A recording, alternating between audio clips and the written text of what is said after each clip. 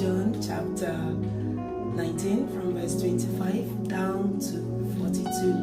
Let's dig in. Now, there stood by the cross of Jesus his mother and his mother's sister, Mary, the wife of Cleopas, and Mary Magdalene. When Jesus therefore saw his mother and the disciple whom he loved standing by, he said to his mother, "Woman, behold your son." Then he said to the disciple, "Behold your mother." And from that hour, that disciple took her to his own home. After this, Jesus, knowing that all things were now accomplished, that the scripture might be fulfilled, said, "I thirst." Now, a vessel full of sour wine was sitting there, and they filled a sponge with sour wine, and put it on hyssop, and put it to his mouth. So when Jesus had received the sour wine, he said, "It is finished." And bowing his head, he gave up his spirit.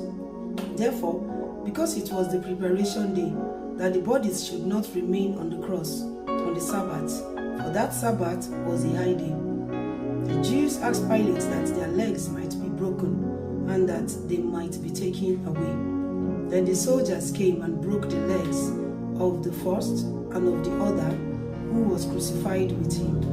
But when they came to Jesus and saw that he was already dead, they did not break his legs. But one of the soldiers pierced his side with a spear, and immediately blood and water came out. And when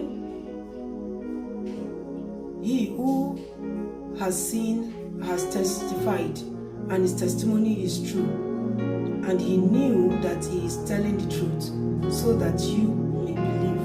For these things were done that the scripture should be fulfilled. Not one of his bones shall be broken. And again another scripture says, "They shall look on him whom they pierced."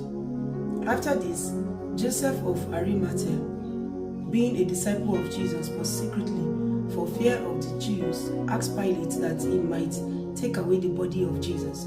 And Pilate gave him permission. So he came and took the body of Jesus. And Nicodemus, who at first came to Jesus by night, also came bringing a mixture of myrrh and aloes, about 100 pounds.